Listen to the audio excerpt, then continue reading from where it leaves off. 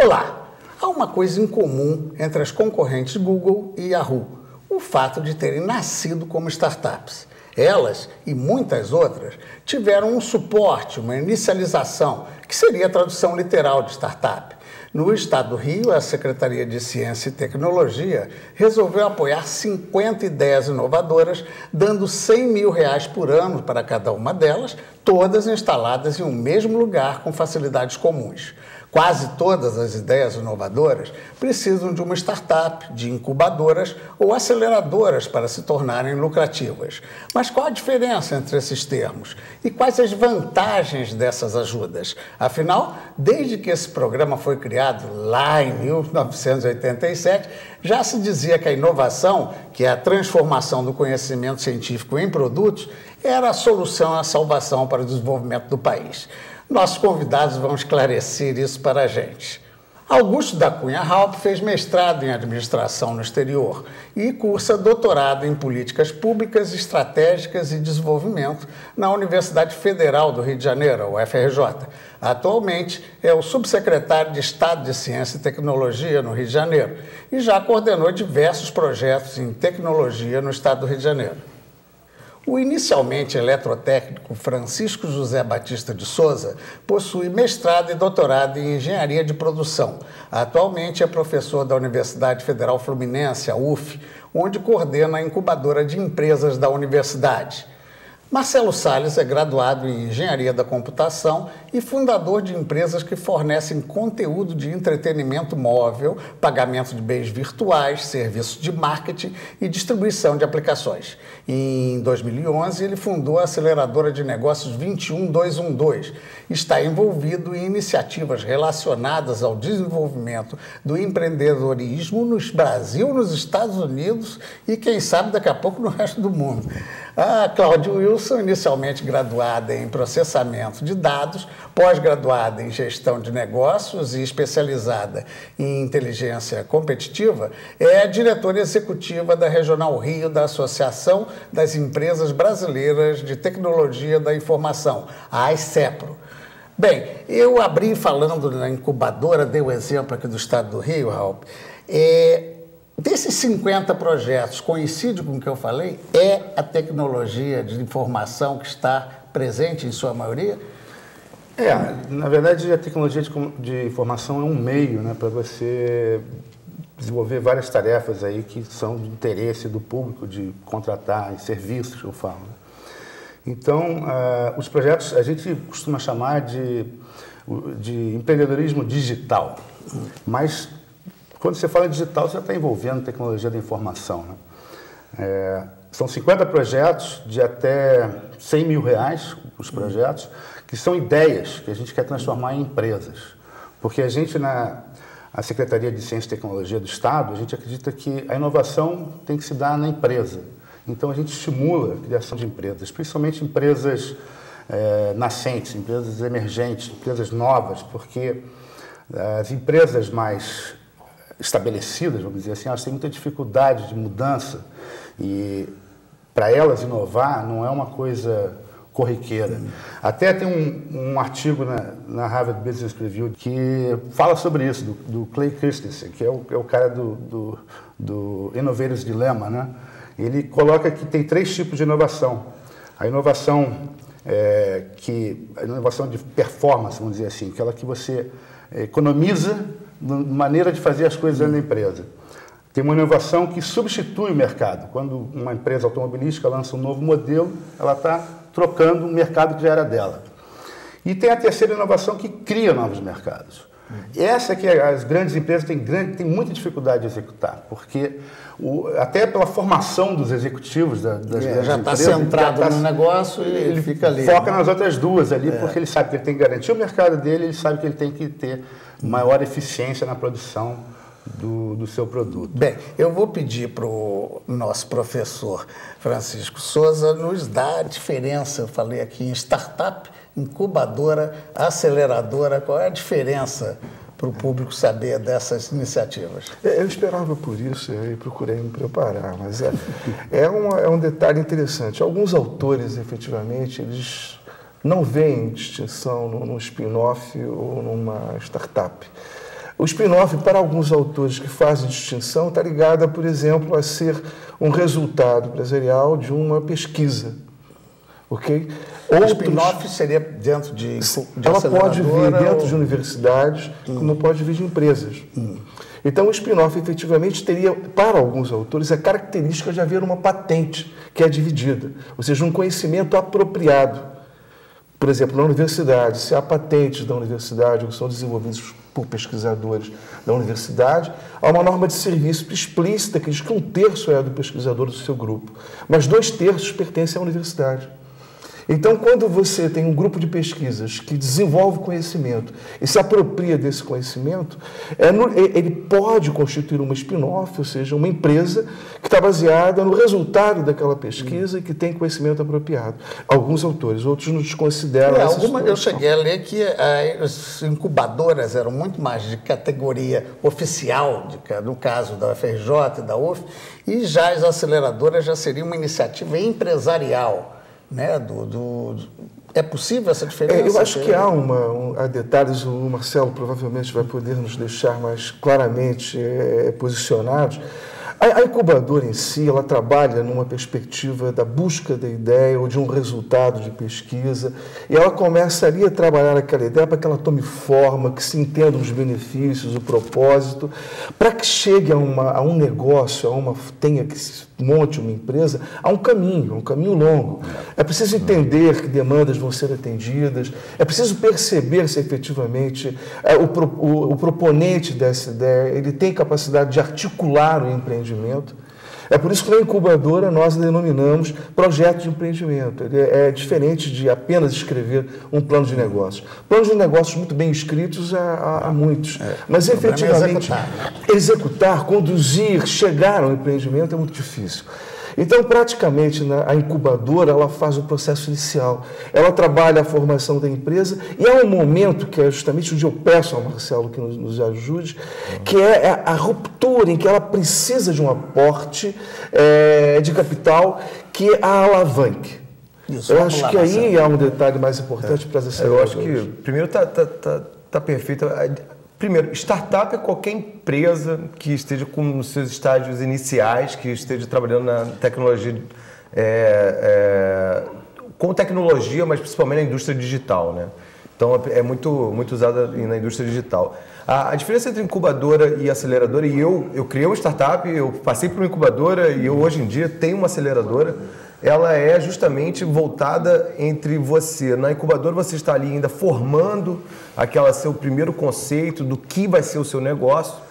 E a aceleradora, como o nome já diz, é para acelerar o seu negócio. Então isso parte do princípio que você já possui um negócio, então a sua ideia já foi validada, a sua ideia já foi... tem perspectiva de já mercado tem um produto. Concreta. A gente diz, né, que se você já tem um produto, e aí sim, o que você precisa? Você precisa de acesso a cliente, você precisa de acesso a investidor, e você precisa de acesso a talento. Esses são os 3 componentes do sucesso. Se você tiver esses 3, o sucesso é muito mais tangível.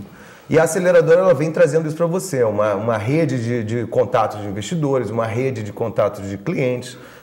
Você traz uma série de treinamentos do empreendedor para que ele possa se lançar profissionalmente no mercado para ganhar escala. Então, eu acho que são etapas complementares também. No caso, você está dando o exemplo exatamente da 21212, que tem essa característica 21212, ela ainda tem né? uma característica de apoiar projetos de alto impacto somente. A gente acredita que nosso benefício ele se aplica muito melhor em empresas que estão querendo dominar o mercado inteiro do Brasil num determinado segmento. A gente fala que é empresas que querem ser muito grandes. Né? Eu acredito uma aposta nisso. Porque já vai dar tanto trabalho, já vai dar trabalho empreender, então que empreenda para ser muito grande, né? É o que a gente... Cláudia, por que a da CEPRO interesse em prestigiar? Vocês ajudam lá, participam? A CESPRO foi convidada pela Secretaria para participar dessa iniciativa e a CESPRO é a Associação de Empresas de Tecnologia da Informação do Estado do Rio de Janeiro, tendo 2 objetivos. O primeiro objetivo é, como nós mesmos fazemos para os nossos associados, fomentar negócios. Então, como foco da gente estar fomentando negócios de tecnologia, nos interessou estar apoiando a iniciativa. Ou seja, não há uma perspectiva de não é apoiar concorrentes. Você acha que uma nova empresa vai fazer bem ao mercado? E aí segue a segunda prerrogativa, que seria... ontem nós estávamos num evento em que fizeram um estudo em termos nacionais do perfil dos associados à CESP, e a média de idade dos empresários era 45 anos. Identificamos que o pessoal jovem não tem feito parte do nosso quadro de associados. Então, nos interessa apoiar para que também a gente tenha associados de startups, com novas ideias, com outros desafios. E que vão ajudar a desenvolver o mercado. Né? Nós vamos agora a um pequeno intervalo. Já já a gente volta aqui com o nosso debate. Um instantinho só, espera aí.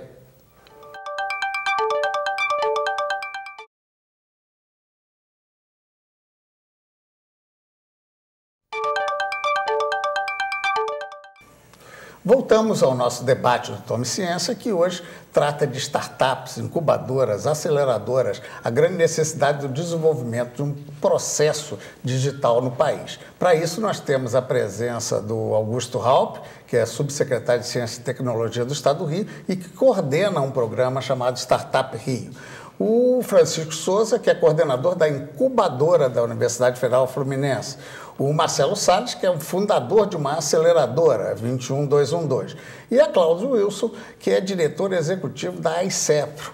Agora, pelo menos eu falei certo? Mais ou menos. A CESPRO. Poxa, até o final do programa, eu juro para você que eu consigo acertar. Bem, mas com isso, vamos aqui ao professor Francisco, em relação o trabalho de vocês também se centra só no digital? Porque para a UFRJ, a incubadora pega vários setores da universidade. É o caso também lá? Não, né? A Universidade Federal Fluminense, a incubadora de empresas, ela tem hoje 14 anos.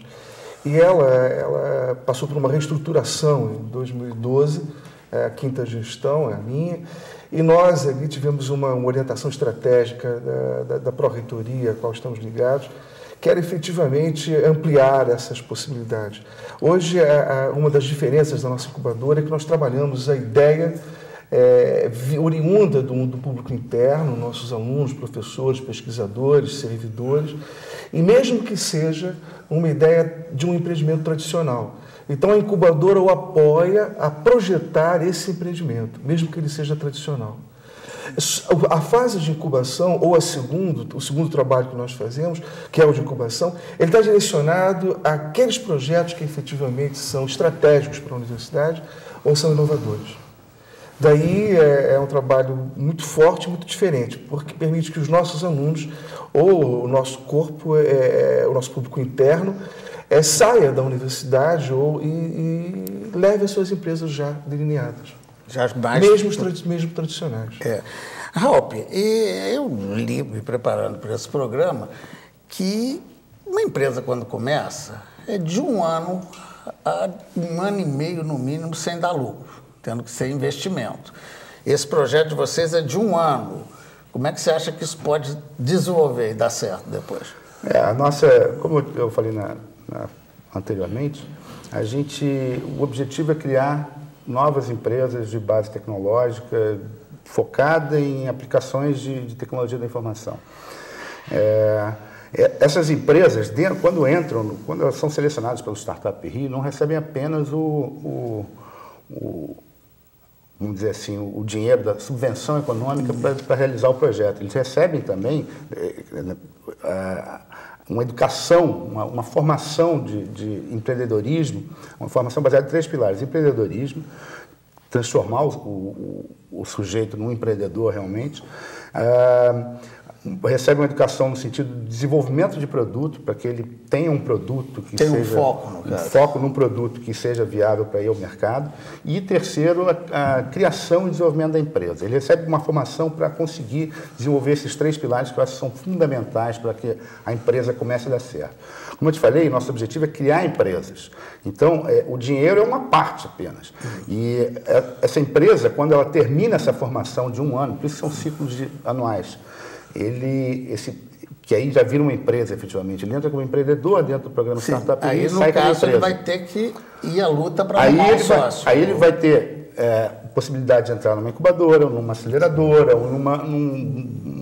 ou ser comprado por um venture capitalist, ou que entre com participação e que ajude no desenvolvimento da empresa, ou até ser incorporado por uma grande empresa, aí, uma corporação. Marcelo, a gente conhece a história, até teve aquele filme, né, do criador do Facebook, que precisa de um dinheiro. Essa é a questão, né? Está certa essa minha afirmação aqui, no mínimo uns 18 meses sem receber lucro, quer dizer, às vezes até sem tirar o eu acho próprio que sustento. Questão de lucro, às vezes você pode passar anos sem dar lucro e ser uma empresa gigante, né? Eu acredito que no Brasil a gente busca sempre empresas que consigam atingir o ponto de equilíbrio, ou seja, o que ela recebe ser um pouco mais do que ela gasta, num período de até 18 meses, sim. Por quê? Porque o mercado não é tão desenvolvido, o mercado de investidores e tudo mais. Então a gente ainda tem uma dificuldade grande de ter acesso a capital. Mas as grandes ideias, a maior parte dos produtos que a gente diz que se chama... a startup ela tem um produto chamado MVP, que é o menor produto viável. E o que a gente diz é que do primeiro dia você tem que vender esse produto. Porque se tiver alguém comprando, quer dizer que você tem uma boa ideia. Tem alguém comprando. E vocês ajudam nesse sentido, de botar no mercado Botar no mercado. Tem que estar falando com o cliente. Desenvolve junto com o mercado. Desenvolver junto com o mercado. E se você tem um produto que está vendendo, está se desenvolvendo e está tendo cliente, a chance de você ter um sócio que queira investir em você é enorme. Porque aí você provou que você está empreendendo e com um produto na rua. Então, não falta capital. O que falta são muitos produtos na rua. O Raul está querendo complementar alguma coisa, Zé, que primeiro o Raul, depois... Zé, mas não vou te esquecer não, pode deixar. O objetivo do Startup Rio é exatamente isso, na linha do que o Marcelo falou, é criar, vamos dizer assim, criar equity para que ele possa entrar no processo de aceleração, de desenvolvimento maior da empresa. Porque normalmente para receber dinheiro de um venture capitalist, para receber dinheiro de uma aceleradora, para continuar o desenvolvimento do produto, ele tem que ter a empresa formada já, ele tem que ter capacidade de negociar uma parte da empresa com essas... No caso, eu esqueci de falar uma coisa com o Marcelo, é que do ponto de vista da ação concreta, vocês entram também com capital para apostam na coisa. Mas depois continuam tendo uma participação. Sim. Nós somos empreendedores que investem em empreendedores, nós viramos sócios. E uma coisa que eu acho que é importante, números interessantes, você tem uma ideia, em 2014, mais de 1.200 empresas aplicaram para o processo de seleção da 21212. Somente até agosto, somente 7 passaram.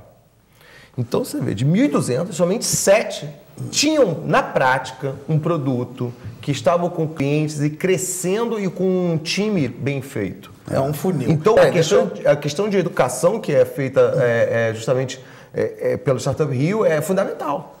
Deixa eu passar aqui para o Zé, porque ele tinha pedido também junto. Vamos lá. Eu queria fazer um comentário, porque quase sempre, né, por exemplo, nas políticas públicas, ou mesmo numa aceleradora, o resultado é o elemento crucial. Sempre o resultado é muito crucial. Na incubadora você tem que ter uma outra preocupação, que é a construção do sujeito empreendedor. Perfeito. Ali você vai travar relações que são muito diferentes de uma relação de mercado. Por exemplo, o produto, o pequeno nível de produto, o menor nível possível de serviço, ele tem que passar por um piloto, tem que passar por um protótipo. Ou quando a empresa é incubada, ela tem relações, por exemplo, com os laboratórios de pesquisa. Numa universidade pública, esses laboratórios de pesquisa, eles reagem culturalmente à existência de uma empresa que tem um CNPJ, que tem como objetivo ter receita. A questão do lucro versus o dinheiro público, no caso, que está ali. Exatamente. Então, isso nos leva a trabalhar essas necessidades e desejos simbólicos que formam o elemento cultural. Então, nós precisamos, na incubadora, trabalhar com os laboratórios, mostrar que, efetivamente, uma empresa, uma startup, ela vai trazer, por exemplo, se obter dinheiro público para os seus equipamentos, ela os deixa para o laboratório. Se, efetivamente, ela tem recursos, ela tem uma contrapartida por lei, que é deixada na universidade, que é distribuída pelo planejamento da universidade, pelo PDI da universidade, e que também chega outra vez ao laboratório. Então, esse é um processo que exige relações muito complexas. Conscientização também, no caso. Exatamente. Mais do que isso também, motivação. É uma das coisas que foi citada no início da discussão e que eu queria perguntar ao Augusto como esse processo se dá. Porque numa universidade, numa incubadora, você começa a perceber a motivação do empreendedor. E nós trabalhamos isso de todas as formas. Quando ele elabora o seu projeto, quando ele faz as primeiras vendas, no suporte que nós damos a ele. Ali nós percebemos o empreendedor. É diferente de olhar apenas os resultados. Como vocês tratam isso nesse projeto, efetivamente? Vamos lá, Alp. Eu acho que é fundamental a universidade ter esse papel, porque esse é o objetivo da universidade, é formar as pessoas, né?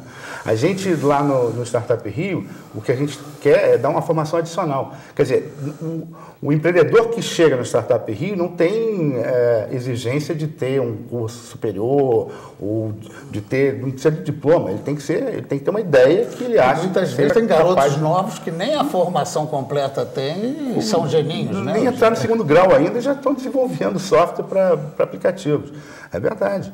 Então, a gente complementa essa porque a maioria, realmente, dos empreendedores que entraram no Startup Rio são oriundos de universidades, recém-formados. Mas vocês têm ideia, por exemplo, já, Cláudia, eu vou passar para você, do tipo de projeto, porque hoje em dia está muito voltado para a parte móvel, né? A maioria é por aí mesmo. Móvel, parece que é a tendência. Cláudia, vamos lá. Justamente, a maioria, as ideias que chegam são provenientes de bases com tecnologia móvel, né?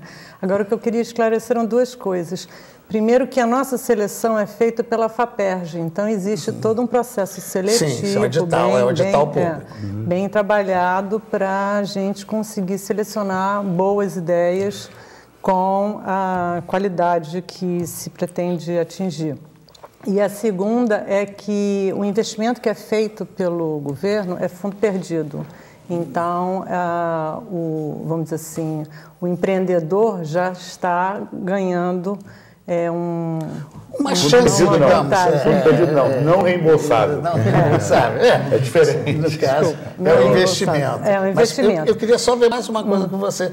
Eu estou falando do desenvolvimento da apps, né, essas questões móveis, mas parece que tem que haver uma estratégia, né, de vocês, porque pelo que eu li, 99% das ações empresariais têm que passar pela tecnologia da informação, pelo computador, pelo que seja. Hoje em dia, até para tirar a nota fiscal, é eletrônica. Mais uma razão da CESPRO estar nessa parceria, porque além da gente poder apoiar algum processo de mentoria específico que eles precisem, se algum dos empreendedores necessitar de apoio tecnológico, algum desenvolvimento, por exemplo, de um aplicativo que eles não consigam, eles podem recorrer a um dos nossos associados. Vocês também dão esse tipo de oportunidade. Não é só isso. Não é só isso, a CESP tem um papel fundamental na parceria, porque a CESP é uma entidade privada que representa um segmento da indústria, que é foco do programa Startup Rio, e ela pode dar continuidade ao programa, para não ficar um programa chapa branca, que só o governo é que... Tem que ter essa entidade que vai representar a continuidade, a perenidade, vamos dizer assim, do programa. O Marcelo tinha pedido para falar, eu vou acrescentar. Primeiro, você fala o que você queria, mas eu queria acrescentar algumas coisas sobre esses aplicativos móveis. Vai lá. Sobre aplicativos móveis, eu acho que a gente fala com muita propriedade. A empresa que eu fundei é de aplicativos móveis, né? E você tem uma própria também, Eu tenho. A minha empresa está em 147 países hoje. Não disse que era para o resto do mundo? Bem que eu acertei. Então, e foi desenvolvido, saiu de uma incubadora, entendeu? Teve aporte de capital. Agora, o importante é que eu acho que cada papel é bem definido, né? Então, a incubadora ela tem o seu papel, as instituições de apoio do governo têm o seu papel. O papel das aceleradoras talvez seja o papel mais do fronte do mercado. A gente diz que lá é o BOP, né? Lá é o treinamento de guerrilha pesado. Para luta. Porque lá, quando a gente diz que é voltado ao resultado, é voltado à formação do empreendedor que busca resultado incessantemente. E de curto espaço. E de curto espaço. E é o que interessa. Só está vivo quem entrega resultado. Quem não entrega resultado... Vem cá, vamos lá que você citou aí a sua sobrevive. empresa, né? E o app, que hoje em dia parece que é o que se desenvolve mais, né, com o projeto. Tem um exemplo, assim, para você dar do que você nós temos o aplicativo de iFood, que é de entrega de comida. Antigamente você ligava, né, no telefone para pedir comida em casa. Hoje em dia você, no próprio aplicativo, vê todos os cardápios, só clica um botão, ele já paga e entrega na sua casa. Tem o aplicativo o Play Kids TV, que é para você, se tiver filho de 0 a 5 anos, eles podem assistir todos os desenhos animados próprios para criança no celular, em qualquer lugar. O vídeo fica gravado no celular, não precisa ter internet, nem tudo. Esse aplicativo, por exemplo, está em mais de 100 países. É uma espécie de Netflix? É uma Netflix voltada para criança. E é muito legal, tem todos os conteúdos brasileiros e conteúdos do mundo inteiro também. E vários outros, né? Então, o que eu acho é que o mercado de aplicativo também as pessoas têm que tomar cuidado, que é mais um meio, né? Então você tem a internet como toda e você tem os meios de acessar a internet. Você tem o computador normal, você tem o tablet, você tem o celular. É um serviço, né? Agora o celular, a diferença é que ele dominou. Então são 4 bilhões de celulares no mundo. Então, todo mundo tem. Então, se você quer testar se o seu produto tem uma demanda grande, é mais fácil de desenvolver para celular, apesar de não ser mais fácil de desenvolver para celular, demora um pouco mais. Tecnologicamente. Mas ali você vai ter um canal de distribuição muito maior para muitas pessoas. Deixa eu fazer um pequeno intervalo. Na volta, vamos ver o lado econômico disso para a gente começar a discussão. Um instantinho só, voltamos já já.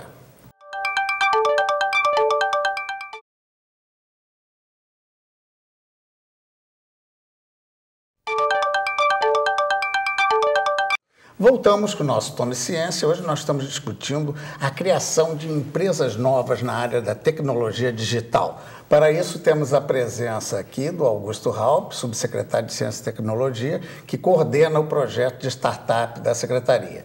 O Francisco Souza, que coordena a incubadora da UF. O Marcelo Sade, que é o empreendedor que criou uma empresa para ajudar os empreendedores, digamos assim.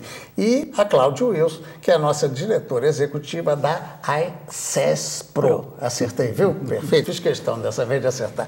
Mas vamos, Marcelo, a uma pergunta. Você falou, parecido com Netflix e tudo.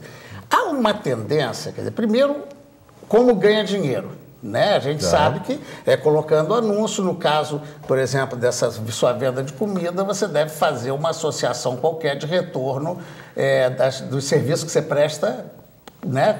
Com quem no caso, recebe cada restaurante está pagando uma assinatura para receber pedido. Né? Agora, há casos que as coisas ficam absolutamente amarradas. Se não fosse o caso da Apple com a briga de que nada pode ser diferente dela, muitos aplicativos também, de certa maneira, amarram. Quer dizer, o Chromecast é um exemplo. Só quem cria um aplicativo casado com a iniciativa do Google é que pode. Quer dizer, como é que você vê isso no mercado? Não é meio complicado essa segregação? Não, eu acho... que bom que elas disputem. Existe uma coisa que é a guerra dos gigantes. Né? Então, o Google e a Apple estão inseridos na guerra dos gigantes.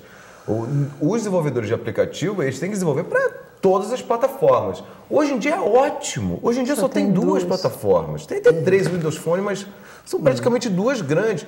Eu venho de 15 anos de mobile, onde eram 30 plataformas. Então, você tinha que adaptar para... Eu tinha 150 modelos diferentes de celulares e tinha que testar em cada um deles e dava pau e tinha que refazer.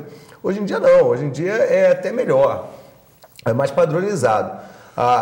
Agora, mesmo assim, você tem que testar em vários modelos diferentes, a navegabilidade, então dá trabalho sim, mas eu acho que você utiliza o poder de canhão dessas grandes empresas que vão te colocar ali em destaque se o seu aplicativo for bom, for útil e as pessoas estiverem baixando, para você se alavancar. Então... Tá, eu vou pedir para o Francisco Souza para pedir exemplos dele, e é justo também que eu peça exemplos da incubadora, que você acha que são casos já bem-sucedidos. Bem, nós não temos apenas empreendimentos na área de TI. Essa é uma questão importante porque uma das empresas incubadas, ela desenvolve, ela faz o que a gente chama de um resgate de escolhas tecnológicas. Ela volta ao passado, aos brinquedos, efetivamente, que permitiam o toque, que permitiam sentir o perfume, o cheiro dos brinquedos, que permitem a leitura, por exemplo, em braille, que permitem inclusão, o brincar, né, no espaço físico, no espaço no mundo real. Praticamente um contraponto à febre digital. À febre digital. E é interessantíssimo, porque essa empresa fez isso olhando as questões científico-tecnológicas. Ou seja, os brinquedos são brinquedos científico-tecnológicos, são brinquedos ligados ao próprio conhecimento científico, quando ela trabalha com tabela periódica. Então, isso traz, ao mesmo tempo que você brinca com algo que é concreto, tangível, que não é uma tela, que você tem o olhar direcionado, você pode se mover, você carrega o brinquedo e ele traz relevos da tabela periódica e dos elementos. E já está inserida no mercado essa empresa? Essa empresa ela se incubou agora, recentemente, e a perspectiva é efetivamente de obter recursos contra pedido, porque o brinquedo em si ele é extremamente lúdico. Então é um brinquedo que você pode utilizar, mas a compra dele é um produto muito caro, mas traz essa característica. Agora a complicação vai ser discutir com as crianças, porque agora cada vez mais pequenininho ele já está lá mexendo. Exatamente. Né? Ou quando a gente vai dar um brinquedo, diz esse brinquedo faz o quê? Né? Não adianta ele fazer nada de lúdico com o brinquedo. Né? É muito interessante, porque essa questão de você aplicar métodos durante a incubação que permitem perceber outras potencialidades para aqueles objetos, nos levou, por exemplo, nós temos uma outra empresa incubada que é uma fábrica de softwares para mobile. E ela tem uma característica interessante, porque hoje uma das questões que permeiam a educação está ligada a que ela seja colaborativa e que ela trabalhe com dispositivos móveis. Então, isso é uma revolução para a educação. A educação talvez seja uma grande fronteira a adaptação para do ser digital trabalhada. Voltado para a educação. Então, e lá nesse processo, no coworking, com essas duas empresas trabalhando, uma já começou a traduzir esse brinquedo do mundo real para interações com o mobile. Então, você tanto joga, tanto analisa. Essa é a vantagem de estarem juntas e próximas. Então, das empresas. Mas você cria um outro produto que é efetivamente o mesmo processo de aprendizagem sendo implementado. Então, ela pode tanto trabalhar com um produto altamente escalável, que é digital, e, ao mesmo tempo, ela tem um produto de obtenção de recursos contra pedido, que é tangível, né, transportável, cria na criança uma sensação interessante. Bem, eu vou pedir um exemplo também para o Raul. Você lembra, assim, pelo menos de alguns dos projetos, 50 aprovados, certamente você não vai lembrar de tudo, mas o que é que lhe chamou mais atenção? Assim? Eu posso citar dois. Uma é um aplicativo que roda no celular e permite que o usuário de transporte público, como o ônibus, saiba com antecedência a hora para chegar no ponto, a hora que o ônibus vai chegar no ponto. Acho que é bem útil, né? Um rapaz até que teve a ideia disso, ele disse que estava sentado no ponto de ônibus, e o ônibus começou a atrasar o horário que ele estava esperando que chegasse, esperou muito tempo no ponto, e ele falou, não, eu tenho que fazer alguma coisa para resolver isso. O outro também um serviço que os empreendedores estão oferecendo, que ele tem câmeras de vídeo espalhadas pela cidade, locais de interesse de balada, né, de noite. Para mostrar como está, para você sair na hora certa para chegar lá. E tem outras aplicações também, né, essas câmeras de vídeo, mas essa foi a ideia principal deles, porque a gente chegava num lugar e não estava do jeito que eles esperavam que estivesse na Lapa, por exemplo. Então, você vai, antes de ir para a Lapa, não estava animado ainda. Consultar no vídeo. Esse vai ser bem complexo para montar. Porque ele vai ter que ter muitos pontos de ação. Isso aí não é caro, isso. É uma aplicação barata que tem um retorno bom para. Bem, vamos falar outra vez aqui com a Cláudia no seguinte. Os cálculos falam em 6 milhões de empresas no país, sendo que 99% são pequenas empresas, né, responsáveis por 20%, vamos dizer, do produto interno bruto. Essas pequenas empresas que têm seu papel tão expressivo na economia, elas conseguem ter recursos, investir em tecnologia? No caso das nossas associadas, né, nós vemos que, às vezes, elas identificam que uma outra empresa tem um produto complementar ao negócio dela ou de interesse, de continuidade do negócio dela. Então, há interesse dela, em pequenos recursos, também apoiar startups para poder dar continuidade ao próprio negócio. Então, isso ocorre. Mas ainda é pequena a utilização. Sim, e num volume pequeno também, porque ela mal está sobrevivendo também para estar aportando algum capital numa empresa porque, que ainda está... como a gente viu antes, 99% das atividades tem que passar pela máquina. Sim, né? sim. Mesmo numa pequena empresa, Sim. vai ter que tirar a nota fiscal Sim. eletrônica. Sim. Marcelo, Tem um ponto interessante, que as pessoas têm que entender que você adotar soluções tecnológicas é uma forma de você baratear em muito o custo da sua empresa. Então, antigamente era muito... Você abrir uma empresa custava muito. Eu tinha que ter uma fábrica, tinha que ter um terreno, tinha que comprar maquinário. Hoje em dia não. Hoje em dia você abre uma empresa no seu quarto. Literalmente, né? É aquela coisa da garagem, né? E você não precisa mais comprar a máquina, você não precisa mais comprar servidores, você pode tudo agora utilizar serviços na cloud.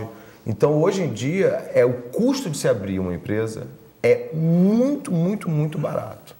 Então, não é mais tão proibitivo. E quanto mais tecnologia você estudar antes de operar, então, às vezes, eu preciso de uma secretária. Existe serviço de secretária virtual. Você contrata, ela atende o telefone, ela marca seus compromissos, e você paga 1/10 que você pagaria no salário. No caso desse trabalho conjunto, é o caso específico, né, da iniciativa de vocês, porque existe um atendimento simultâneo para todo mundo, né? Exatamente. Mas o que eu ia complementar no que o Marcelo falou é que não é só na produção que barateou, na distribuição muito mais ainda, porque você está distribuindo serviços que são distribuídos pela internet, serviços são distribuídos via rede celular, serviços são distribuídos por todos esses meios aí que permitem, né, o tráfego de dados também, digitais. Né? Meios baratos, de baixo custo. Você está produzindo serviços digitais e distribuindo em redes digitais. Sim, Marcelo. A gente costuma ensinar lá na 21212 tem um módulo que é muito interessante, que é como criar uma empresa que o mercado quer, sem sócio e sem dinheiro, e sem conhecimento de tecnologia. E aí a primeira coisa que a gente ensina é uma ferramenta maravilhosa chamada Google. Então você fala assim, eu quero criar uma empresa disso, você vai procurando no Google. E depois você, eu quero testar se meus clientes vão desejar esse produto. Aí você vai criar uma página em 1 minuto, muito simples, né? Na internet, você posta no Facebook e vê quantas pessoas clicam para testar a demanda. Então, hoje em dia, você faz isso em tempo real. Em 4 horas eu testo se uma empresa tem uma ideia viável ou não. Você cria o teu produto... experimentar, né? À vontade. Você cria o teu produto junto com o teu cliente. E o cliente vai falando, não gostei disso, gostaria daquilo. Então, ótimo. Parece, eu vou botar o Francisco nisso, que daqui a pouco o único produto sólido será o próprio celular, ou o próprio computador, pelo que está aparecendo. A área de serviço está crescendo muito mais. Olha, eu sempre digo que às vezes nós esquecemos, né? Parece que quando há uma das discussões muito fortes que permeia a inovação é que há sempre um mundo que quer a permanência e é oposto à mudança. Então, na verdade, o que ocorre é sempre uma época de transição. O que nós temos sempre é transição. Hoje nós temos uma transição de uma tecnologia, de um conhecimento, que nos permite ver um mundo, ou criar um mundo, como antes, que foi impensado. Nós nunca pensamos nesse mundo que está aqui agora. Então, essa é uma situação que ocorre. Agora, nós não podemos esquecer, né, a música que fala As Time Goes By, que continuamos usando camisas, calças, sapatos, andamos em automóveis, e isso é importante, porque não é apenas enxergar o movimento econômico, a criação de empresas, é preciso entender, é sempre uma forma de transição. Mas esse mundo, ele continua como sempre foi. Conforme o tempo passa, as velhas questões se aplicam. Então, por isso que eu acho interessante você não entender que há a transição, que a tecnologia de informação é uma revolução impressionante, mas as coisas reais continuam. Nossa, Cláudia, gostaria de comentar também. Queria comentar que não é que o mundo todo vai se resumir num celular, mas o mundo todo vai se resumir na internet, que é o tema que tem sido muito falado, internet das coisas. Começa o telefone, o relógio, o telefone, o óculos, e é realmente o que vai ser o futuro. A Cláudia lembrou bem, internet das coisas. A gente vai chegar em breve, até 2020, a ter 50 bilhões de coisas conectadas na internet. A gente não somos hoje nem 7 bilhões de pessoas. E essas coisas se comunicam entre elas. Você tem sensores, você tem devices que recebem informações daqueles sensores, dado. Agora, com relação eu concordo com o que o Francisco falou, obviamente, que a gente não pode esquecer que existe o mundo real. Mas os produtos da nova economia, eles têm incorporado o conhecimento, que é o recurso mais escasso hoje em dia, mais difícil. Quer dizer, você criar conhecimento é um recurso caro que você está criando e transforma o bem, os produtos tradicionais, transforma o bem em um bem mais caro, um bem de maior valor econômico. Sempre vai existir, a gente vai precisar sempre de comida, de roupa, mas quanto mais você incorpora conhecimento como você falou, a Embrapa está aí para mostrar que comida com conhecimento incorporado é uma coisa que traz valor, valor econômico, você produz mais barato.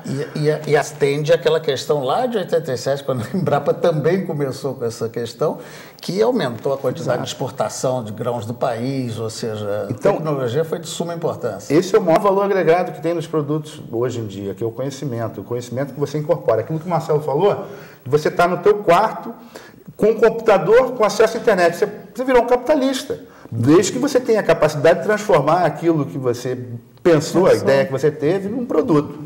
Isso. Peraí, deixa eu fazer um pequeno intervalo, eu te dou a palavra na volta, tá bom? Num pequeno intervalo a gente volta já.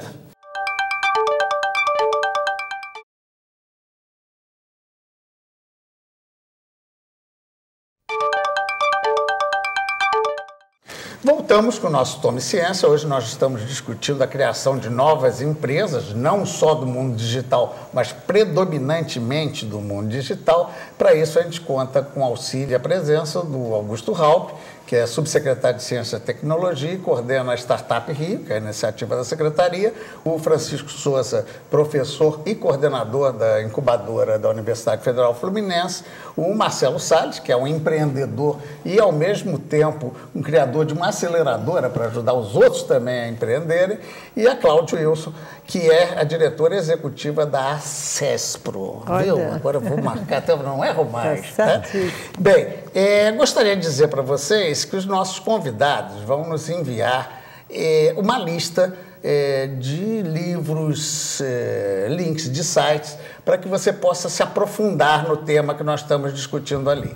Isso vai ficar na seção Saber Mais do nosso site, anota aí, www.tomeciencia.com.br, ok? E se você quiser interagir com a gente, porque hoje tá muito no tema, o nosso e-mail é ideias@tomeciencia.com.br. Bem, eu vou voltar aqui ao professor da Universidade Federal Fluminense, que a gente estava exatamente nessa criação desse mundo, né? Que, como você disse, vai ter coisa que fica, mas é uma mudança muito forte nesse processo todo, né? Não é só uma onda digital que está acontecendo, né? Certamente, não é só uma onda digital. E é importante ressaltar os papéis que o governo, por exemplo, tem assumido, que as universidades têm assumido, que as empresas têm assumido, que estão se superpondo.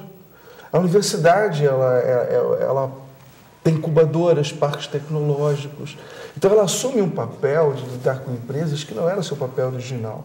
Da mesma forma, nós temos governos financiando, como se fossem bancos, temos empresas que têm outras características, como universidades corporativas. Então, há grandes mudanças, certamente grandes mudanças. Elas estão permeadas, como disse o Augusto, na questão da gestão do conhecimento, no conhecimento que dirige a economia. é uma coisa importantíssima. Eu acho que o testemunho dessas transformações, ou dessas mudanças de funções, ela pode ser exemplificada em todos os assuntos que nós tratamos aqui. Augusto poderia falar um pouco desse papel, da questão do conhecimento no governo, e o próprio Marcelo, né, da própria experiência. O que isso significa? O que essas mudanças significam nessas organizações? Bem, quem vai primeiro? Marcelo? Marcelo, vamos lá. Eu acho que é muito interessante o que você falou, porque no caso da 21212, nós somos um fundo de investimento buscando investir em empreendedores. E se nós não encontramos empreendedores no nível do que a gente busca, porque primeiro não há faculdade de empreendedorismo, certo? Pelo menos eu não conheço alguém que se forme em empreendedorismo. Você pode ser engenheiro, você pode ser médico, você pode ser advogado. E ainda. Mas o que nós tivemos que fazer foi criar uma escola para pegar os profissionais que saem, que desejam empreender e ensinar para eles os conceitos que são fundamentais que permeiam o empreendedorismo. Então você vê que eu, que sou uma indústria privada e de investimento mesmo, tive que acabar entrando um pouco na área da educação. E para mim foi foi natural, porque estava tendo uma demanda muito grande. Acho que é a mesma coisa aí do ponto de vista do governo também, né, Raul? Agora o governo anda passando por uma coisa que permeia vocês dois, que antigamente era enorme realmente o preconceito da faculdade, né? Era pesquisa básica, porque o dinheiro é público, né? E o governo tem que investir na coisa de retorno público. Na verdade, ele está investindo no desenvolvimento de um processo novo. Não é? Mas aí, André, tem uma coisa muito importante que aconteceu. Primeiro, esse investimento teve retorno. O Brasil está entre os 13 maiores produtores de ciência no mundo. E o avanço foi muito grande, quer dizer, a gente fez um investimento, foi um esforço para desenvolver a pesquisa básica e conseguimos chegar lá. Agora, a gente está no momento de desenvolver pesquisa tecnológica também, porque nós nos preparamos para isso. E também porque a própria Constituição de 88, que faz essa distinção entre a pesquisa, entre a ciência e o que é a tecnologia, dizendo que a tecnologia que é produzida aqui dentro do país tem que ser apropriada pelo sistema produtivo nacional. O Schumpeter já dizia lá em 1930 que o que desenvolve a economia, o que transforma, traz desenvolvimento econômico, é a destruição criativa, que exige empreendedorismo, que exige ideias, que exige você desenvolver novas empresas que entram no mercado para bagunçar mesmo. É isso que acontece. Então, quando eu disse lá no começo do programa que a gente... Eu não acredito, eu acredito mais em inovação em empresa emergente, porque ela não tem outra alternativa. Ela está aqui para criar coisas novas e bagunçar o que está aí. As empresas estabelecidas, elas se protegem, é muito mais difícil elas inovarem. Então, isso que o Marcelo falou é uma coisa que a gente vem buscando desde o início dentro do Startup Rio. Primeiro, você tem que criar empreendedores. Segundo, você tem que criar empresas. E eu identifiquei, quer dizer, nós, da Secretaria, identificamos que a lacuna que existia era lá no início do processo de criação de empresas. E o Startup Rio entrou bem no início dessa cadeia de valor, vamos dizer assim, porque ele entrou para criar empresas que possam ser absorvidas por uma aceleradora, por uma incubadora. Ou seja, para aquele estudante ou alguém que estava na faculdade poder ser estimulado para essa ação. Não precisa estar na faculdade, ele pode vir de onde ele vier. Se ele tiver uma ideia boa, ele pode criar uma empresa. Ele pode se habilitar no edital. Para ele botar em prática, né? Desde que ele tenha uma ideia que seja aprovada pela banca da FAPERJ, ele vai entrar e vai receber. É diferente do caso lá da... Não, mas esse é o papel da universidade, porque ela tem que estimular o empreendedorismo dentro da universidade e pegar projetos que ela possa ajudar. Tem a ver, inclusive, com essas pesquisas. Né? Embora nós tenhamos na Universidade Federal Fluminense criado esse paralelo, que é apoiar o projeto, mesmo tradicional, dos nossos públicos internos. Para que haja mais empresas. Estimulando o empreendedorismo dentro da universidade. Vocês estão até promovendo um concurso de ideias, não é isso? Sim, é o primeiro concurso de ideias promovido pela incubadora de aplicativos para celulares. É um concurso de ideias. E nós criamos o próprio aplicativo para que você baixe, né, na Apple, etc. Você App Store, você baixa o aplicativo e manda a sua ideia via mobile. E é um banco, criamos um banco de ideias. que podem ser úteis, hein, Marcelo? Já é uma fonte aí. Olha, Como é que vocês fazem até para desvendar? A escolha, no caso da startup lá, é feita por edital da FAPERJ. Então, é todo um processo de análise, de escolha. Vocês, é uma coisa mais da onde? Como é que vocês vão catar a pessoa? Primeiro, eu tenho 15 anos no front, né? Então, tem uma coisa que é imbatível, olho no olho. Quando o empreendedor, o time é número 1. Tem que ser um empreendedor que esteja disposto a vencer com muita garra. Muita gente diz que é sangue nos olhos, faca nos dentes, né? Então, aquele brilho no olho, você fala, esse cara vai vencer comigo ou com o outro. O segundo é o tamanho do mercado, porque às vezes ele é um bom empreendedor, está com garra, mas ele está mirando no mercado muito pequenininho, e aí talvez não seja ideal para 21.212. E o terceiro é capacidade de execução. Então, o quanto ele já executou e cresceu. Porque o mercado privado de investidores tem um critério que barra qualquer outro critério, que é crescimento. Está crescendo muito e rápido? Bom. Não está crescendo muito rápido? Bem, então tem 36 itens que a gente vai analisar, entendeu? Tá. Vocês apostam no que está mais aparentemente dando certo mesmo. Quando está crescendo numa velocidade exponencial, como a gente diz, é porque está fazendo alguma coisa de certo, entendeu? Então, outra coisa, o Marcelo estava falando, ele tem esses critérios dele, mas às vezes, quando ele tem pouco projeto disponível no mercado, poucas empresas emergentes disponíveis no mercado, ele vai buscar coisas mais lá no início, né? Que são uma ideia ainda, ele não tem um desenvolvimento, que é muito complicado para ele, porque ele tem que dar um tratamento muito maior, toma mais tempo dele. E ele, a aceleradora, ela é de giro rápido. Então, por isso que o Startup Rio entra nessa cadeia para tentar entregar alguma coisa mais pronta para uma aceleradora. Deixa eu pedir para a Cláudia, ele está se aproximando do final do programa, né? Já com um ar de previsibilidade, né? O que é que vem por aí? Que é a sua visão, no caso, a visão da associação que reúne as empresas, né, de base de tecnologia da informação, quanto a esse futuro, o que é que vocês esperam, como é que vocês estão se posicionando? Na verdade, eu vou até dar um depoimento pessoal, né?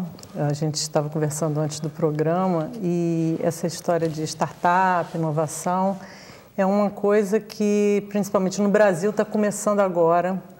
E tem muita novidade, tem muita coisa que realmente ainda a gente não pode dizer que seja uma startup.